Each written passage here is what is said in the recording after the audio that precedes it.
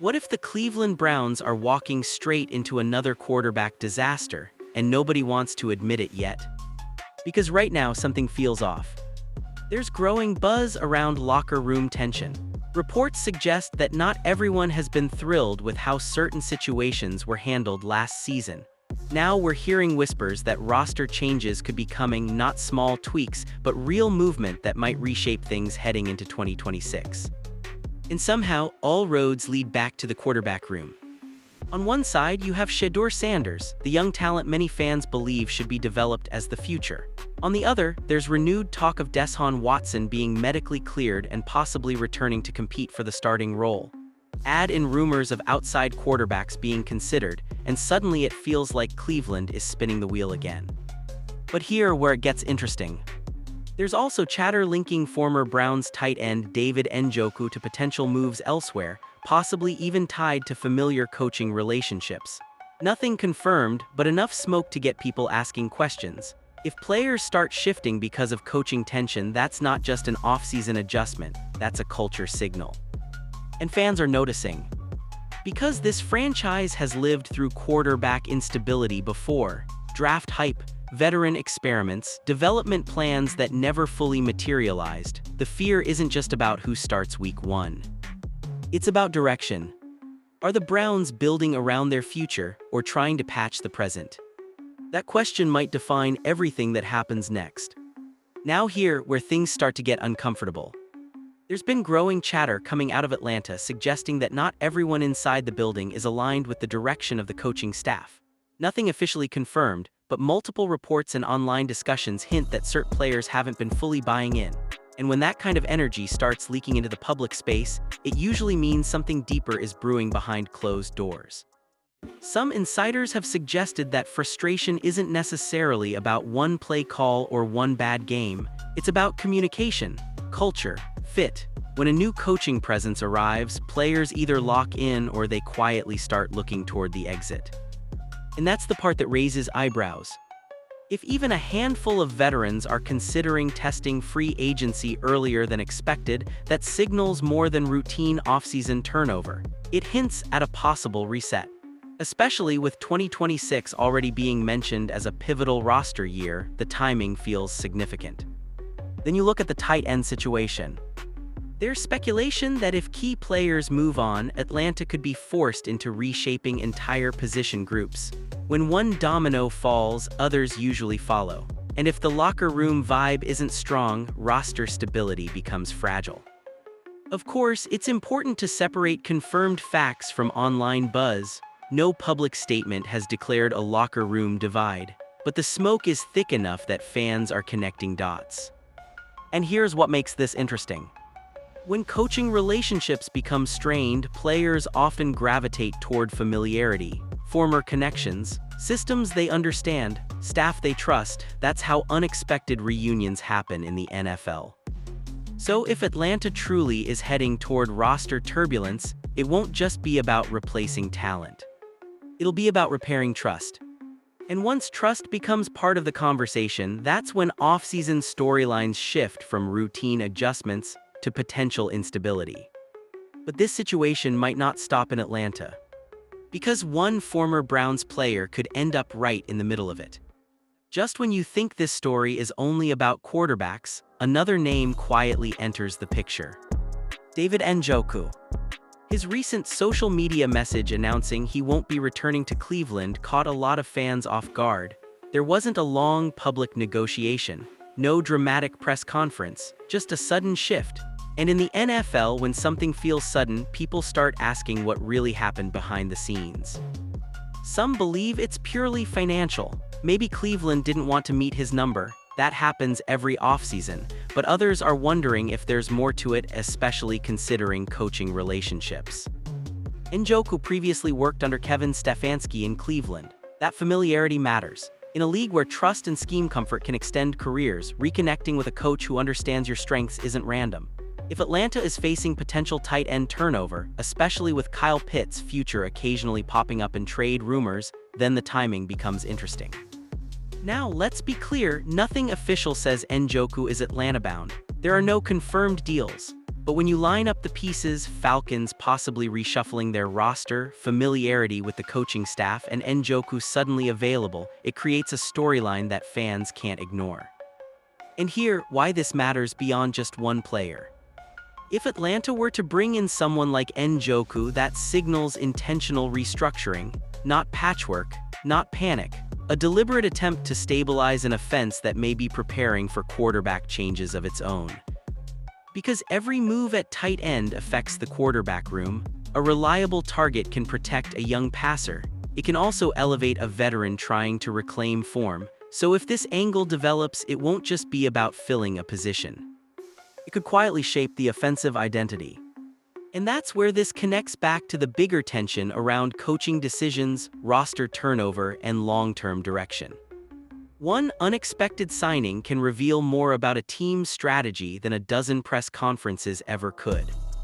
And if Njoku's departure from Cleveland turns into a reunion elsewhere, fans might look back at this moment and realize it wasn't random at all. Before any of this quarterback talk even started again, there was already tension lingering from last season. And it centered around Shedeur Sanders. When he first stepped into the spotlight, expectations were high. Fans were excited, media outlets were watching closely. But as the season unfolded, there were moments that sparked serious debate.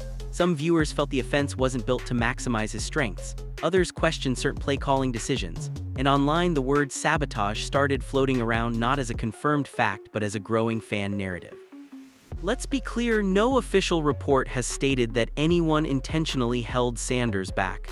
But perception matters in the NFL, and perception spread fast. Clips circulated, commentators weighed in. Social media exploded with breakdowns of missed opportunities, questionable rotations, and development concerns. Even mainstream outlets picked up on the controversy, framing it as a possible disconnect between coaching philosophy and quarterback progression. That's the part that stuck. Because once fans believe a young quarterback isn't being fully supported, trust starts to erode.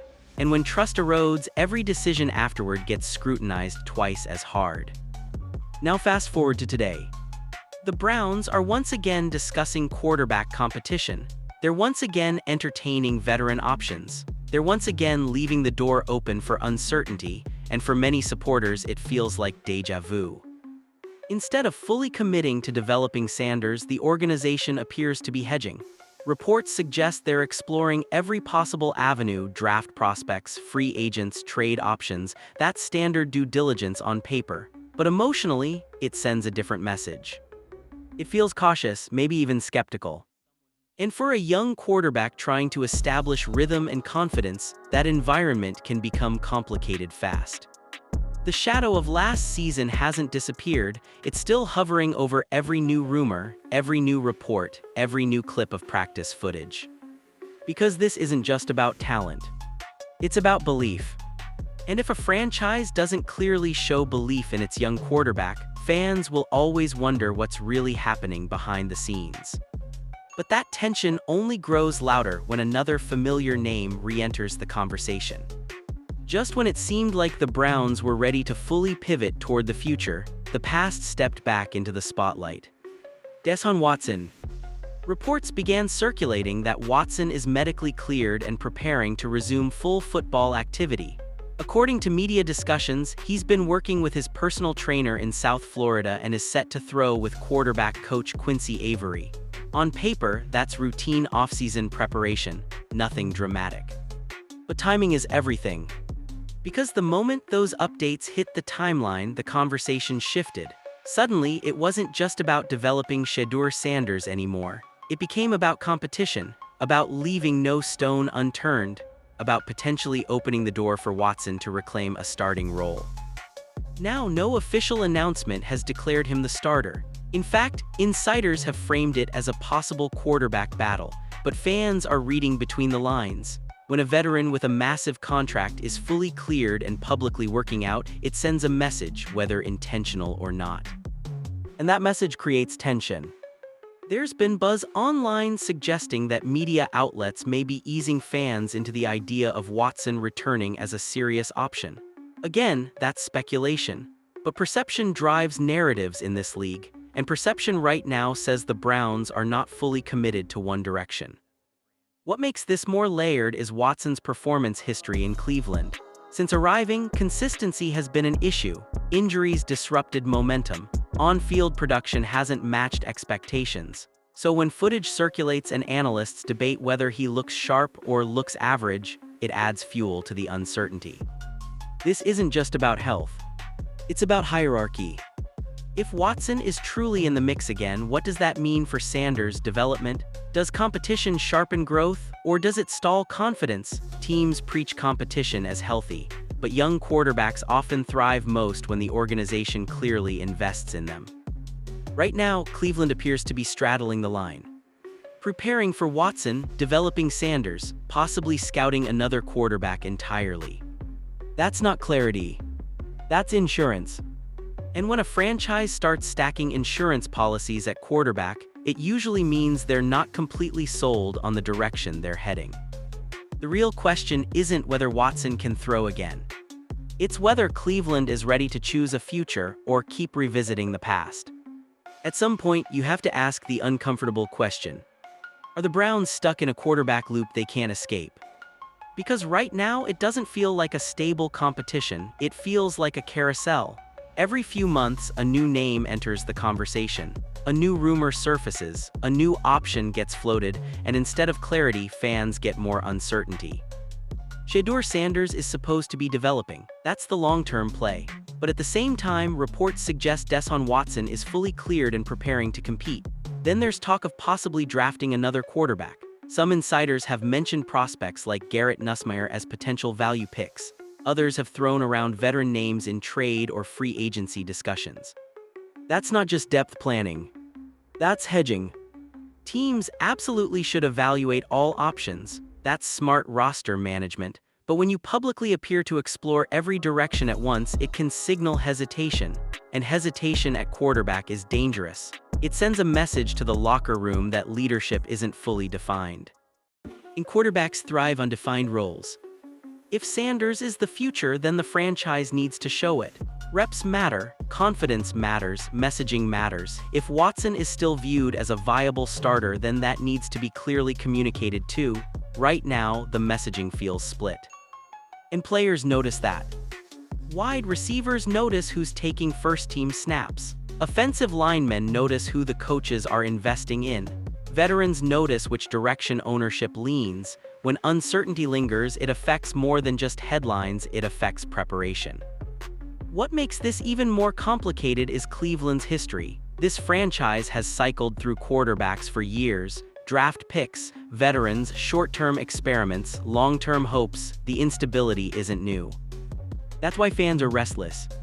Because when another offseason feels like another reset, patience runs thin. The Browns don't just need talent at quarterback, they need commitment, a clear identity, a direction that players can rally behind. Until that direction becomes obvious, the carousel keeps spinning. And the longer it spins, the harder it becomes to build real momentum. Here's the part nobody inside the building will say out loud. What if Cleveland isn't unlucky, but self-inflicting the chaos? Step back and look at the pattern. A young quarterback arrives with potential. The fanbase rallies behind development. Then almost immediately, alternative options start surfacing. Veterans get mentioned, draft prospects get evaluated, competition narratives get pushed. Instead of clarity, the room gets crowded. And crowded quarterback rooms rarely create stability. Now, to be fair, every franchise does due diligence. Exploring draft prospects, monitoring free agents, that's standard. But perception matters, and right now the perception around Cleveland is that they don't fully trust any single direction. That hesitation can ripple. If you're a receiver considering signing long-term, you want to know who's throwing you the ball. If you're an offensive lineman evaluating your future, you want clarity about the system. Uncertainty at quarterback doesn't just affect the depth chart, it affects commitment across the roster. And that's where the real concern starts creeping in. Because if players sense instability, they quietly prepare for options. Not dramatically, not publicly, just mentally. That's how locker rooms shift, not with explosions, with subtle doubt. There's also the messaging component. If the organization publicly supports development but simultaneously fuels veteran return discussions, it creates mixed signals. Competition can be healthy, but competition without direction can feel like indecision. The Browns have been here before. Years of quarterback resets, years of trying to balance win now with build for later. The danger isn't just losing games, it's losing identity. When a team doesn't fully define its path, it risks drifting. And drift leads to frustration. This isn't about blaming one coach or one player or one contract. It's about whether Cleveland is committing to a vision or reacting to pressure. Because if the franchise truly believes in its young core, then development needs to be intentional, decisive, consistent. Otherwise, the noise grows louder. And when noise becomes normal, chaos stops being accidental. It becomes systemic. The question now isn't whether Cleveland has talent. It's whether Cleveland has conviction. So now it comes down to one simple question. Are the Browns building something or slowly unraveling it? Because everything we've walked through points to a franchise standing at a crossroads. On one path, there's commitment. Develop the young quarterback. Build continuity. Let the offense grow together. Accept the growing pains and stay the course. That's the patient approach. On the other path, there's reaction. Lean back on the veteran, explore more draft options, keep the quarterback room crowded, chase security instead of clarity. That might feel safer in the short term, but it can quietly stall long-term growth. Right now, Cleveland looks like it's straddling both paths. Shedeur Sanders represents upside, energy, a reset opportunity, but if the organization doesn't clearly invest in that future, development becomes fragile. Young quarterbacks don't just need reps, they need visible belief. They need the building behind them, not hovering over them. At the same time, Deshaun Watson's return creates pressure. He's experienced, he's under contract, and if he's medically cleared, competition is inevitable. That's reality, but reality doesn't erase the need for direction. Because what breaks teams isn't competition. It's confusion. The locker room watches how leadership handles moments like this. Veterans read between the lines. Fans feel when momentum shifts. And if Cleveland appears uncertain again, it risks reinforcing the very reputation it's been trying to shake for years. This offseason isn't just about depth charts. It's about identity. Will the Browns finally commit to a clear quarterback vision, or will they repeat the cycle that's kept them searching season after season? Develop or self-destruct? That's the decision. And the way they handle this quarterback room might not just define 2026, it could define the next era of Browns football entirely.